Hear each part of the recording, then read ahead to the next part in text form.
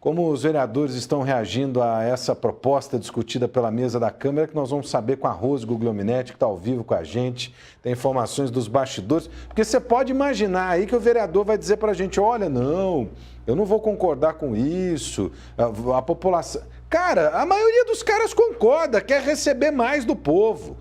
Vai daí, Rose, boa noite para você. Boa noite, Salomão, boa noite a todos. Nós conversamos hoje à tarde com a maioria dos vereadores, faltaram só 2 que não nos atenderam, e perguntamos para eles se o projeto de fato for apresentado, protocolado, já que o presidente da Câmara já recebeu um sinal verde da consultoria informal, de forma informal, dizendo que o projeto é legal e constitucional. É só para lembrar, esse aumento, ou pelo menos a implementação do 13º salário, não vale para essa legislatura, ela só passa a valer para a próxima legislatura. Mas nós conversamos com todos os vereadores. 10 deles disseram que são favoráveis, que votaria sim pelo projeto, pela implementação de um salário a mais no bolso deles. Outros 7 disseram que não sabe. Só que para a gente que já entende bastante política, esses que ficam em cima do muro, eles estão mais para concordar do que discordar desse projeto. Outros 14 disseram que são contrários e 2 nós não conseguimos localizar. Entre os vereadores que são favoráveis à implementação do 13º salário para eles, disseram que todo trabalhador tem direito ao 13º salário e que, portanto, eles também teriam direito. Eu cheguei a questionar com alguns vereadores, mas vocês não são seletistas, né? Não tem que bater ponto. Mas eles disseram que eles trabalham demais, que recebem muitas ligações de eleitores, portanto, eles são merecedores desse 13º salário. Os vereadores que são contrários disseram que é um absurdo. Os vereadores que viram, que apoiaram, por exemplo, algumas reformas e agora quererem direitos. A vereadora Mariana Conte, por exemplo, disse que está tendo aí a discussão da carteira verde e amarelo, que vai tirar, por exemplo, o 13º salário de trabalhadores. Portanto, os vereadores não têm esse direito de reivindicar um direito que vai ser retirado dos vereadores. Já o Paulo Galtério disse que é um contrassenso. A mesma Câmara que aumentou o IPTU para os moradores de Campinas, querer usar esse IPTU para poder pagar o 13º deles. Então, para você ver, então a confusão está bem grande. Mas olha, Salomão, pelo que eu senti, entre aqueles que disseram que votariam não pelo momento que a cidade passa por essa crise política, essa coisa toda, muitos gostariam sim de embolsar um salário a mais no final do ano. Lembrando que esta mesma Câmara está discutindo a volta do ticket de refeição para os assessores, ticket esse que foi retirado em 2005, porque os vereadores, ao invés de entregar esse vale-refeição para os assessores, eles ficavam com esses tickets e compravam cesta básica, ficavam com eles. Lembrando que cada ticket, esse ano, é de R$1.000 ao mês. E isso elevaria a despesa da Câmara em pelo menos R$3 milhões. Ou seja, gente, não dá para você pensar em aumento de despesa com ticket restaurante e com 13º salário, no momento em que nós temos 12 milhões de pessoas desempregadas, como o Salomão colocou, uma crise na saúde pública. Hoje, muitos centros de saúde estão sem fazer o exame de sangue nos moradores porque não tem o tubinho para poder recolher o material. Então, assim, é um contrassenso e é vergonhoso, Salomão. Eu gostei muito da Rose hoje aqui comentando, viu? Porque ela falou que eu certamente gostaria de falar.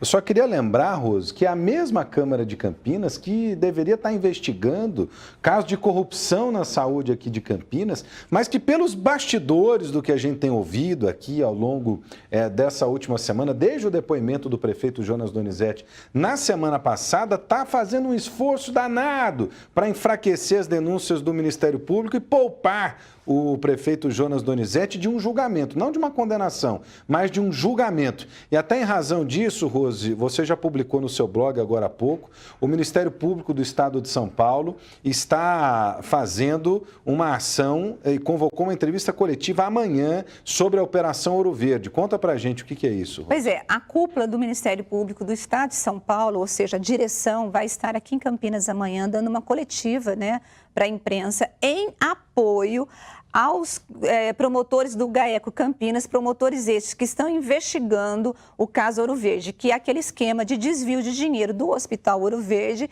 que, segundo os próprios promotores, foram desviados 7 milhões de reais dos cofres públicos, mas que o prejuízo que esse esquema causou na unidade de saúde é de pelo menos 24 milhões. E por que a cúpula de São Paulo está vindo para Campinas?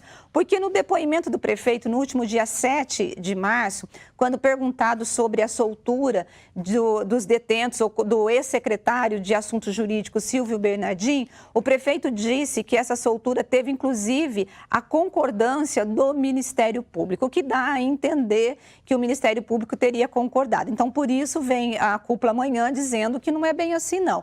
E também, Salomão, bom, voltando para você, porque você também tem informações deste caso, você sabe que pegou muito mal essa fala do prefeito, porque gerou uma certa situação constrangedora e quem ouviu o prefeito dava a impressão que o Ministério Público estava assim, ó, mandou prender e depois concordou com a soltura. Porque o Ministério Público fez de fato a sustentação da prisão e logo depois o próprio Jonas confirmou no depoimento à comissão processante que esteve em São Paulo, fez visita à Procuradoria-Geral de Justiça do Estado de São Paulo e, coincidentemente, depois da saída do Jonas, para conversar com o Procurador-Geral de Justiça do Estado de São Paulo. Aliás, fato estranho, né? O procurador recebeu um investigado, algo do tipo, mas logo depois sai a decisão favorável, inclusive ao secretário, né? O Silvio Bernardim, que estava preso desde o ano passado. Mas a gente apurou uma informação aqui agora também, Rose, de que amanhã, nessa coletiva, a partir das 15 horas, deve haver referência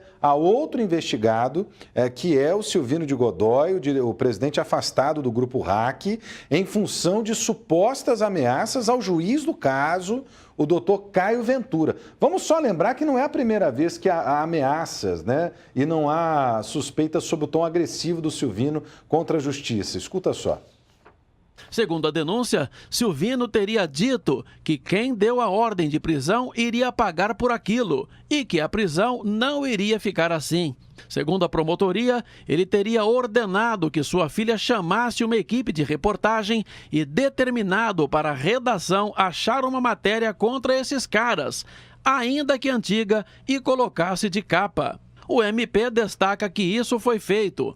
O site do Correio Popular publicou matéria sobre um procurador do Condema, só que de 2002, na manhã do dia da Operação Ouro Verde.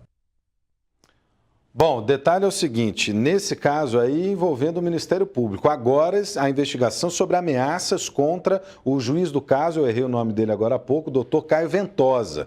Não podemos tolerar esse tipo de coisa, né, Rosa? As coisas precisam ser apresentadas com transparência, possibilitando a ampla defesa, mas não pode haver interferência no processo. É o que nós vamos ficar sabendo amanhã, nessa coletiva com a cúpula do Ministério Público, é se de fato está tendo tráfico de influência, se está tendo uma pressão sobre promotores e juízes, o juiz do caso, né, para poder desacelerar essa investigação. E o que nós queremos, Salomão, de fato, é que todo esse processo seja julgado e, se houve roubo, as pessoas paguem por aquilo que fizeram no Hospital Ouro Verde.